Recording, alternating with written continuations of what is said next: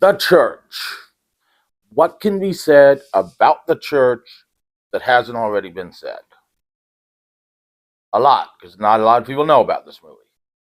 It is produced by Dario Argento, and he co-wrote the script and came up with a story. And it was originally supposed to be directed by Mario Bava. He dropped out because he disagreed with Dario Argento's what they pictured for the film was different. So he brought in whoever directed this film. He was another famous giallo director. And we got The Church. I'm not saying it's not ain't good, because it is actually fairly good. I would have really liked to see Mario Bava's version of it. It starts out with the Ku Klux Klan of the Middle Ages, white outfits, robed horses, everything that a Ku Klux Klan of the Middle Ages, riding to a cave. And on the outside of the cave is a big rock marked 666. So apparently back then, Satan labeled all of his homes to that what he was staying in. And then they go in and they meet a woman who is like, "You're not gonna hurt me, are you?"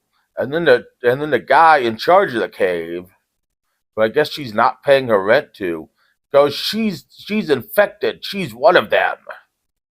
And so the knight crushes her face. And they look at her foot and she's got a cross on it. So they decide, so the KKK just wipes them all out. Everyone in the cave, everyone in the nearby village, everyone. Except for Wicker Basket Face and her Wicker Basket child, who somehow managed to escape.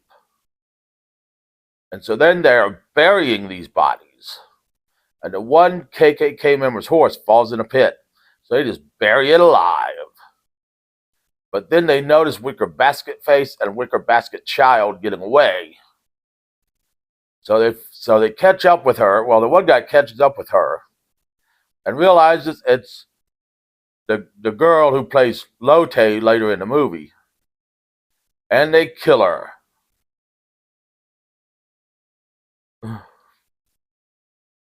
And then they decide to build a church on it. They put a big cross on it and build a church. And that is the church. It's a big Gothic cathedral. So then we start to meet our cast. We meet Evan, who's a librarian and he's late for his first day of work. We meet Lisa, who's in charge of the restoration of the church. We meet the bishop, who I'm pretty sure they just called a bishop throughout the whole movie. And it looks like he's about 300 years old.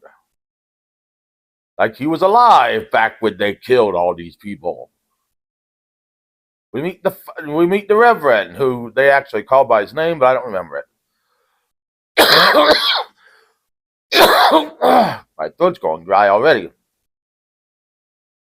We meet Lotte in the library when Evan gets to the library.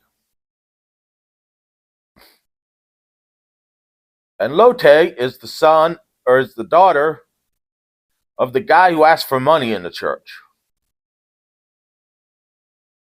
And she gets kicked out of the library.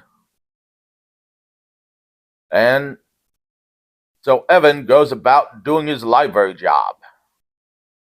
And Lotte's father is disappointed that Lotte is putting on lipstick in the church instead of listening to the bishop. Can't believe my throat's going dry already. This is going to be a long video. So then we meet Father Gus. They are at dinner, and the bishop gives the Reverend a Latin quote, and Father Gus is late. And so the bishop asks Father Gus for a Latin quote, and Father Gus says, "I don't speak Latin that well." which I thought that was a requirement to work in the Catholic Church. But maybe they just waived that now because because they need so many priests. Because all the priests are gay and doing little kids. They're just like, no, you can just come in. We don't need you to speak Latin. Just don't do the little kids. So Lotte escapes at night and goes wandering around the city. After some workers get some cracks, Lisa finds a parchment and shows it to Evan, and Evan brings it home to Lisa's house with him because Lisa and Evan are going to do the nasty. But then Evan discovers that if he uses Lisa's lighter, which is mirrored, he can read the parchment. So he has to go find treasure.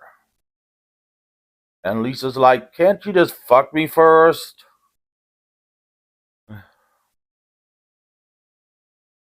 So Evan goes to find the seven-eyed, whatever it was, and decides to stay in the church the next night after everybody leaves, even after Lotte leaves. And he finds it, and he, of course, removes it from the cross that it's on and brings it up out of the floor and looks down in it, and then the cross goes down in the floor, and he finds a bag. And of course, Evan, being the stupid person that he is, opens the bag, and hands come out and strangle him. And then he wakes up, puts the thing back on the cross because he hears Lotte's father coming, and then kills Lotte's father. And then we see Evan calling Lisa. But Evan is like gray, pale, and dying and barely breathing, so he can't get a word out. So do you know what Evan does about that? He rips his heart out and presents it to the moon. And the moon looks down on Evan in the heart and goes, I don't want that, Evan. That's just nasty, man. You howl at me. Howl at me like everything else does. I don't want your nasty fucking heart. And so Evan is disappointed. But then Evan transforms into a beast and goes and tries to attack Lisa, who calls the police. And the police come in record time, but it only takes them like a minute and a half. Like they're like one house down. And so everything's fine. And then the next day at church, Lisa arrives late, and Evan tries to rape her in the library. So Evan is acting a little strange. Then Evan checks out Lotte, like, I'd do that. Though she's only like 12. It's pretty nasty the way the camera is checking her out at this time. So, and then he threatens to gut her. So Lotte runs away. And Lotte tells her father. And her father washes Lotte's mouth out with soap. So Lotte runs away. And then Lotte's father, realizing what kind of monster he's become, takes the jackhammer the workers were with and jackhammers himself to death, activating the blood aqueduct, which then causes the door to seal shut. And Father Gus to go, we have to call someone. And so the Reverend goes to call someone, and the phone is dead, and something kills the Reverend.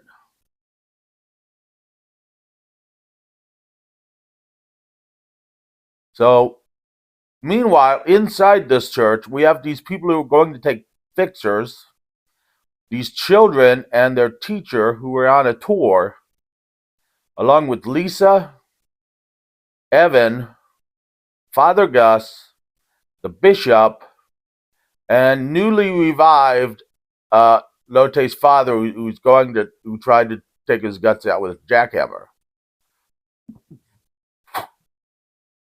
along with Lotte's mother.